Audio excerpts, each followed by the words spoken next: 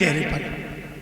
लेकिन राजा उस औरत का इतना गुलाम था, लोगों एक भी शब्द नहीं कहा।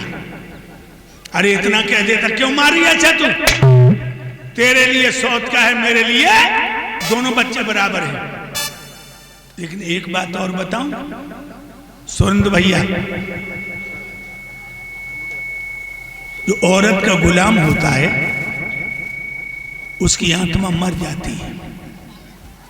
औरत का गुलाम परीक्षित महाराज, उसकी आत्मा मर जाती है। औरत के गुलाम का मुंह देखने का धर्म नहीं है।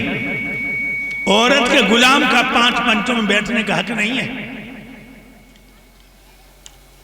एक राजा था, जंगल में शिकार गौ, एक महात्मा भजन कर रहे, उनमें मक्खी बैठे। राजा घोड़ा पे से उतर पड़ा और अपने रुपट्टा से मक्खी उड़ाने लगा। महात्मा की आंख खुल गई। महात्मा जी कहने लगे, तूने मेरी बहुत सेवा की है, वरदान मांग लो। राजा कहने लगा, महाराज मैं तो राजा हूं, मेरे पास कोई कमी नहीं। महात्मा बोले, कुछ न कुछ मांग लो। राजा कहने लगा, आप अपनी इच्छा से दे दो। महात्मा कहने लगा, जाओ तुम्हें मैं एक वरदान देता हूं, पशु पक्षी जो भी आपस में बातें करेंगे तुम समझ लोगे, लेकिन ज्यादा दिन जब बात किसी को बता दी, बाद दिन तुम पत्थर के हो जाओगे। राजा कहने लगा, हम बताएंगे ही नहीं। राजा पशु पक्षी, चींटी से लेकर हाथी तक सबकी बातें समझने लगा। एक दिन राजा रानी दोनों भोजन कर रहे, एक थाली में राजा एक में रानी। एक चींटी चली आई, सुबह ने रानी की थाली में तो चावल उठाओ और राजा की थाली में धर दो। दूसरी चींटी बोली, ये री तूने बहुत बुरो करो, जो औरत को जूठो तूने बाकी दूल्हे खवाई दो। तो बस चींटी बोली, तेरे का पीर हो रही का तेरो ही खसम हो, जो बाने का तेरो ही खसम। सो राजा की हंसी निकल गई। रानी ने थाली रख दी, ये बोली, हंसे काय को हंसी।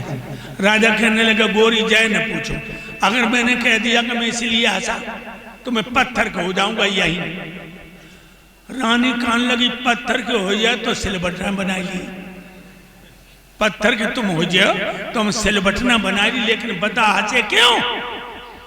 राजा कहने लगा, गोरी अब मान जाओ। कान लगी, अब तो बिल्कुल नहीं मानूंगी, क्यों हंसे? अब राजा औरत का गुलाम था, उसने सोचा अगर मैंने यहां बता दिया और यहां पत्थर के हो गए तो रोज हमारे ऊपर मसालो पीसो करे। कासिम बताए, अगर कासिम पत्थर का हो जाऊंगा तो संत महात्माओं की चरणों की रजोड़ के ऊपर गिरेगी, मेरा उद्धार हो जाएगा। राजा कहने लगा, यहां नहीं बताऊंगा। रानी बोली, कहां बताऊं? चलो काशी में। रानी बोली, चलो काशी। थाली वहीं छोड़ दे, एक घोड़ा पे राजा, एक पे रानी काशी को चले। रास्ता में पड़ी नदी, पर नदी में बकरा बकरियां पानी पियन आई। सो सब बकरा बकरियां पानी पी के चले गए। एक बकरिया पर घाटे पे ठारी, बाको बकरा तो 2 खेत निकल गो। बाने देखो कि हमें बकरिया ना दिखाई दे रही, जो पीछे देखो बकरिया घाटे पे ठारी। सो बकरा बाको लौट के आओ और तो लो राजा रानी के घोड़ा पहुंच गए। अब बकरा अपनी भाषा में बोलो, एरी कि पानी पीना है पाओ। राजा रानी को इशारा कर दो, रुक जाओ सुन लो। बकरा बोले, पानी पीना है पाओ। बकरिया कहने लगी, पानी तो पी लो, फिर क्यों खा रही? बकरिया बोली, जो नदी में फूल बहुत जाते हैं, ये फूल तो मोय खवाए दो। बकरा बोलो, उल्लू की पट्टी, नदी कितनी गहरी है, हम तो तैरबो ना जाने, फूल लेने गए हम तो मरे। बकरिया बोली, जो तुम मर जाओ तुम दूसरों बकरा ढूंढ ली, तुम फूल खवाए दो। तो बकरा ने राजा रानी की तरफ देखो, बोलो, कह रही कदा राजा समझ रही जो औरत के चक्कर में काशी पत्थर उपयोग जाए दो नहीं चलिए। अब पीछे बकरा हटो, बाने धर के ठोकर मारी बकरिया। तो बकरिया में भाजा जाए।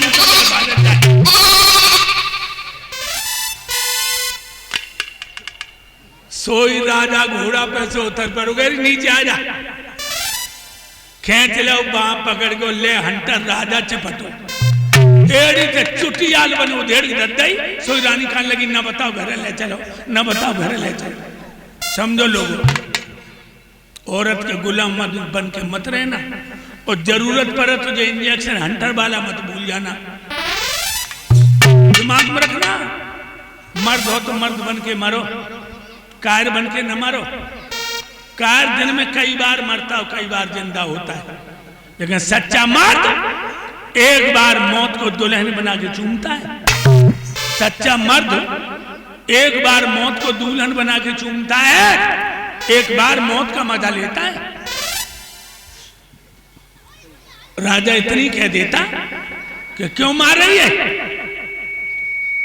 तो ध्रुव के दिल को तसल्ली हो जाती। लोगों, ध्रुव चल दिया बड़ी बड़ी आंखों से आंसू डालते हुए। जो रानी सुनीत ने अपने बेटा की हिचकी सुनी, एकदम से आगे बढ़ी और बेटा को छाती से लगा लिया। बोली, बेटा ध्रुव का भैया भैया आपस में लड़ गए। बेटा ध्रुव, जल्दी बताओ वरना मैं मर जाऊंगी।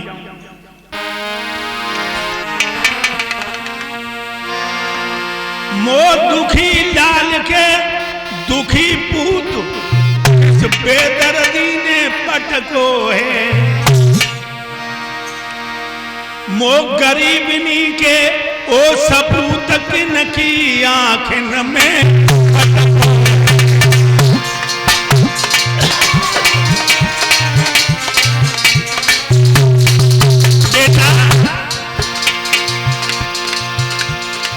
सूखी रोटी खाई खाई की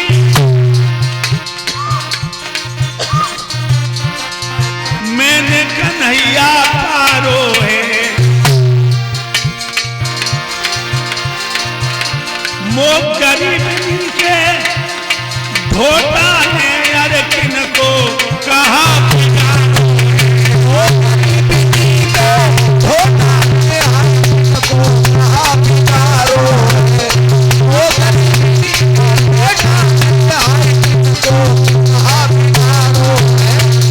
जल्दी बता दो बेटा, वरना मैं मर जाऊंगी।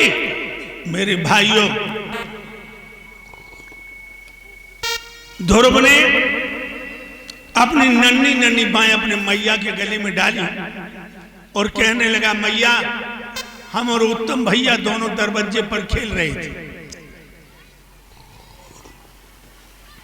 पिता ने हमें गोद में ले लिया, मौसी ने जमीन पर पटक दिया और तेरी बुराई में कई शब्द कहे। उसने कहा, पहले जन्म में तूने भजन नहीं किया इसलिए उसकी कोख से पैदा हुआ। मैया, हमें मौसी का दुख नहीं है, दुख तो इस बात का है कि मौसी हमें मारती रही और पिताजी ने एक भी शब्द नहीं कहा। मैया सुनी थी, कहने लगी, बेटा तुम्हारी मौसी ने सही तो कहा। देखिए लोग, आजकल की कोई औरत होती ईंट लेके खोपड़ी फोड़ने को चल देते। कहने लगी, बेटा जिन्हें तुम अपना पिता समझते हो वो तुम्हारे पिता नहीं। ध्रुव कहने लगे, मैया फिर मेरा पिता कौन है?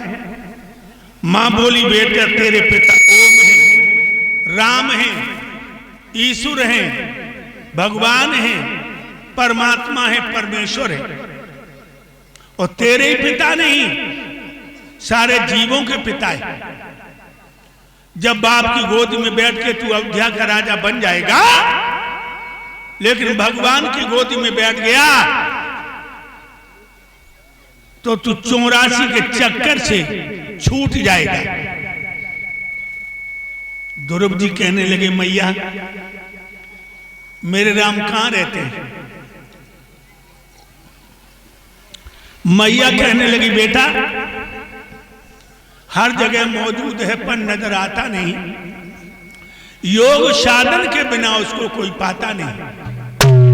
तुम्हारे राम हर जगह मौजूद हैं। अब तुम छोटे हो, बड़े हो जाओ